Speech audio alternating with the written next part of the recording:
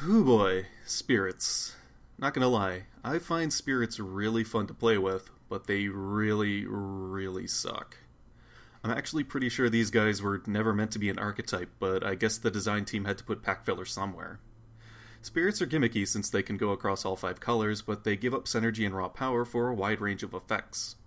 I've been testing these guys on and off for a few weeks, and I'm not entirely sold on them having a definitive deck. Pretty much whatever you run will be an uphill battle against fast aggressive decks, or even heavy control. I'm just going to run through the currently usable spirits and then go into combos, techs, and deck shell ideas you can utilize if you want to. I'm also going to critique the archetype as I go because I really want to show that something like this could have been playable or useful, especially since they feel like a weird retrain of fairies. Okay, so there's currently 19 of these little bastards, so we need to get into it. But before actually talking about them, let's talk about their boss, Almerius, Summoner of Spirits. She's a 5-cost 10/10 light water resonator with flying. When she enters your field, you roll 1 die, and then you can put up to 3 spirit resonators from your grave into your field whose combined cost equals or is less than the roll. You also gain 400 life every time a spirit enters your field while she's in play. So, the whole reason I'm even doing this in the first place is that I pulled 3 of this in full art from my boxes of RDE, and I've desperately been trying to find a way to make her work. Unfortunately, she is just barely out of playable range. Her stat line is better suited for a 4-cost resonator, even if her enter ability can give you up to 6 in free value. The main problem is that there really aren't that many good spirits worth pulling with her effect, and there certainly aren't enough that will pay for themselves on an average roll of 3. It would be better if she could pull from your graveyard, hand, or deck rather than just the grave. A built-in Force 2 instead of 1 would have also been better, or, making her a ruler for light blue that runs a 5-color archetype instead of just kinda sticking her in 2 of the most unused colors out in the format now. The first 1-cost spirit is Salamander, the Spirit of Fire.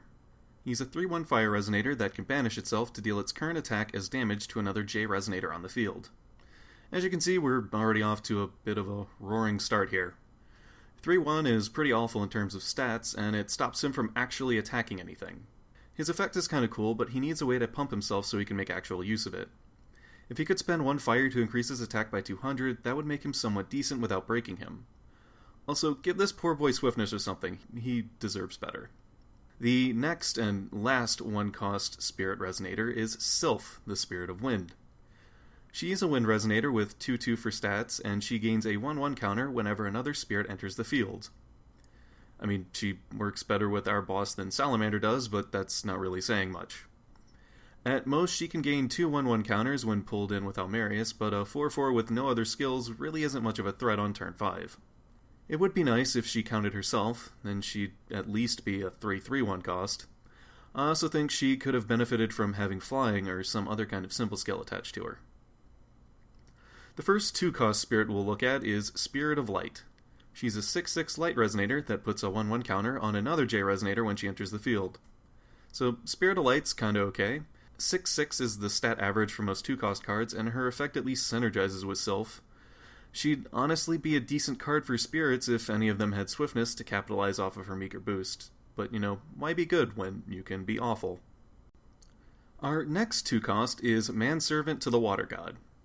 Okay, well this card is a lie on several levels. 1, this is not a man. 2, why is this a spirit? And 3, okay, I'll give it this. The 6/6 stats are alright, that's average.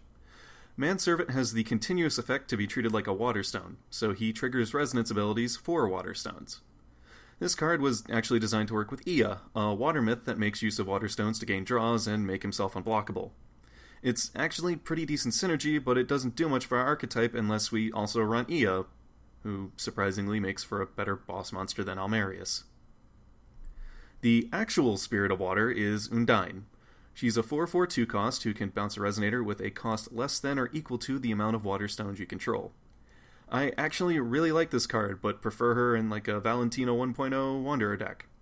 Her enter ability is damn good, and she can remove a lot of pesky problems if you bring her out with Almerius. I do like that she also works with Manservant, even if the interaction is a little limited. She won't do much after bouncing things other than act as a blocker, since her stats are a little low for her costs, though. Sticking with the monocolored cards, let's take a look at Spirit of Wind. Hey, wait a minute, isn't this the Spirit of Wind? So, one thing you're going to notice, we have a lot of cards sharing names. Why? I don't know, this whole race of cards is weird, but back on topic. Spirit of Wind is a 2-cost with flying and 5/5 for stats. She also lets you recover a stone if you play 2 or more cards that turn. So this one is kind of decent, outside of her ability requiring Torrent to go off. She was designed to be used in the Elf starter deck, so she fits that theme a bit better instead of a Spirit one. Her real value comes from the flying ability tagged on her though, which is something Spirits lack pretty hard otherwise. Next up is Sylph, Envoy of the Wind. God damn it. Okay. So this Boy of Wind is also a 2-cost. He has 6/6 stats and recovers himself every time you call a Windstone. This Sylph is from Vingolf, and he works a whole hell of a lot better in a deck that doesn't focus on spirits. In fact, most recently, he's seen play in a lot of Prissia decks, since she can easily call 2 or 3 stones when she flips over, which lets this guy sneak in an extra 18 to 2400 damage. Our next spirit is also from Vingolf, and he also works better in decks that don't involve spirits. It's Sol, Envoy of Light. Sol is a 4/4 2-cost light resonator who puts the top card of your stone deck into play if it's a non-special light stone. So, as you can see, we can't do anything with him since we need both light and water to get our main playmaker into the field. This guy is an absolute terror in other decks though, so use him in any mono light build, but not here. Okay, so I saved the best monocolored spirit for last. Shade, Envoy of Darkness. This guy is a staple in Darkness decks thanks to his amazing utility to gain life, do damage, and also naturally recur himself. Amarius just makes him easier to bring back, and if you roll a 6, that's 3 potential Shades back on board. His stats are okay too, but you're not really going to be blocking or swinging with him unless your opponent has absolutely no cards on their field. Moving on into dual colors, our first one is Will-o'-the-Wisp, a 1/1 light water 2-cost with Barrier. She also lets you draw a card on enter, and whenever she takes damage, you gain that much life. This card is actually okay, outside of Final Battle now existing. She's not really meant to be offensive, but rather to act as a wall that gives you some benefits. What holds her back is lacking flying, or at least the ability to block things that fly. If she had that, she would be a solid card. I guess she's still better than most of what's in this archetype? Moving down in terms of usefulness, here's Forest Spirit. She's a 2-cost 6/6 Fire-Wind resonator that can pay 1 fire or 1 wind will to boost her attack or defense by 200 till the end of turn, respectively. Her effects are actually really solid for what she is. The major problem is that neither of these colors are what you need to throw down Almarius or just about any tech card in a spirit deck, so you'll have to find some really stupid gimmick to bring her out, or just sit on one color, which I don't really advise because fire doesn't really mix well with this deck. Trying to naturally run 4 colors is damn near impossible, so I advise on ignoring her when putting a spirit deck together. The last and probably most useless spirit is Catalyst Spirit.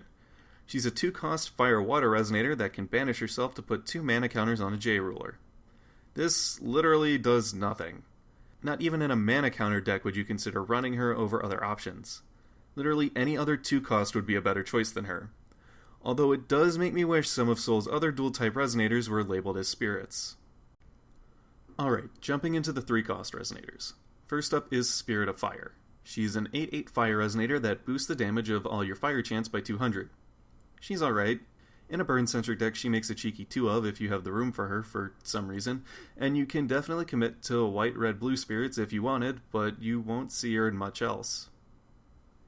Next up is Spirit of Protection, another 8/8 3-cost spirit.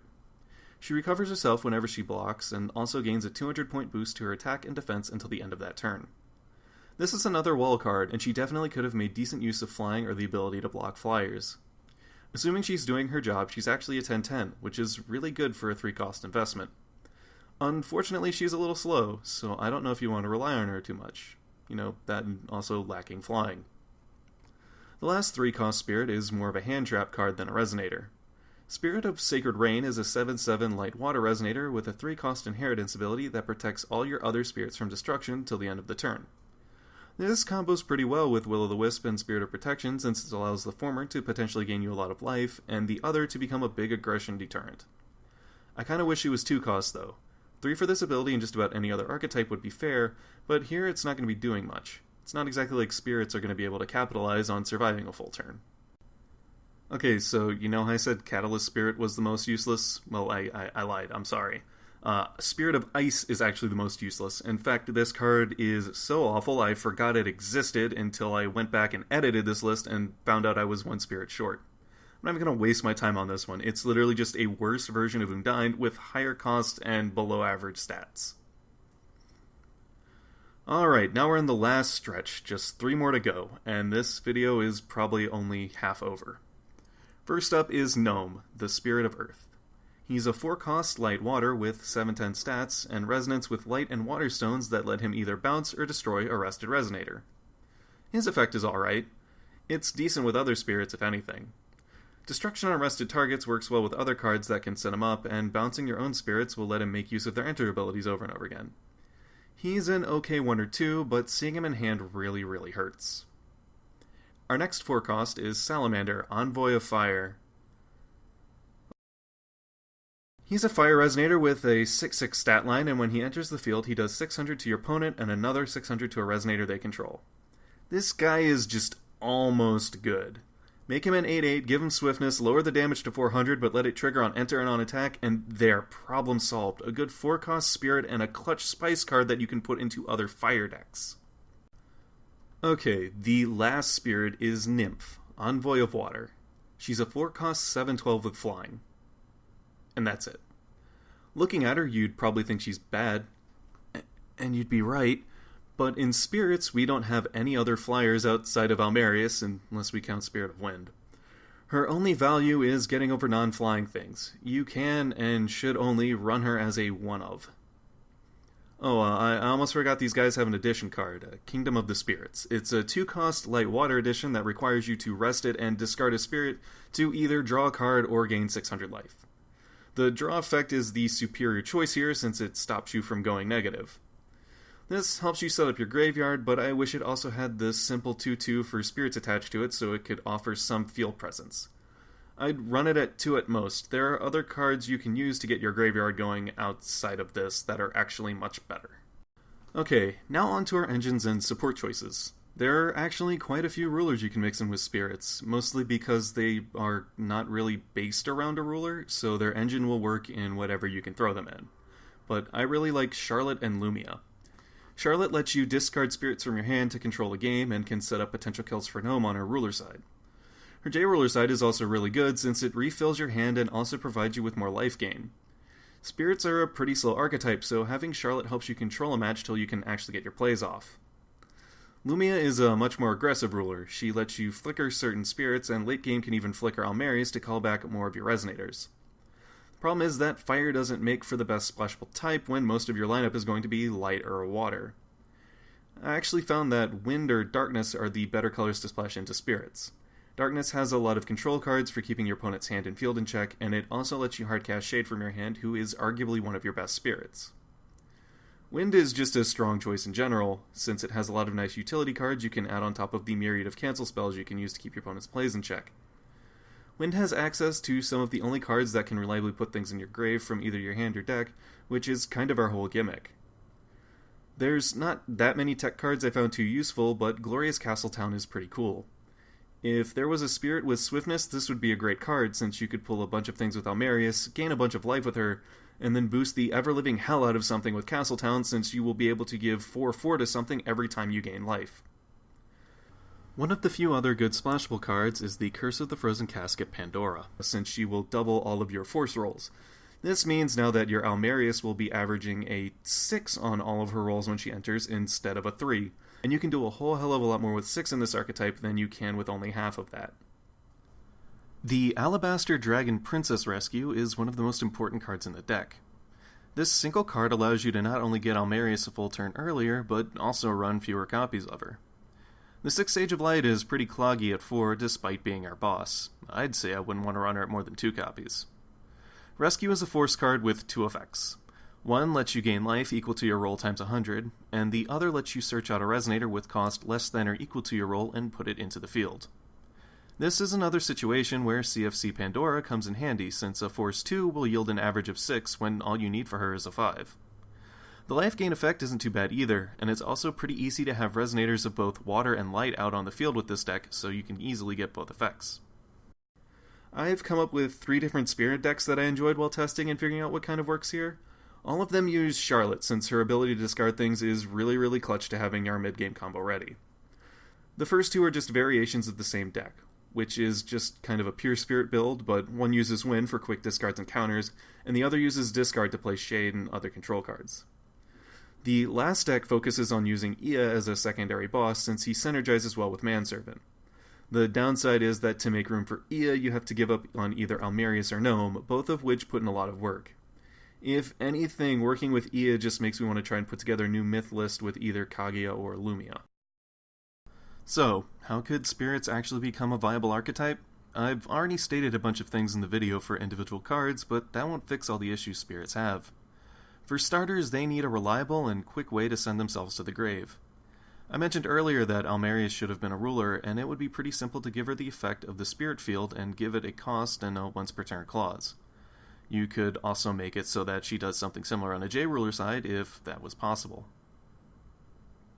There's also the issue of spirits all being in different types, but Force of Will seems to have found their easy catch-all answer for that with the 2 book rulers and letting you pay whatever you want to play things in a matching archetype.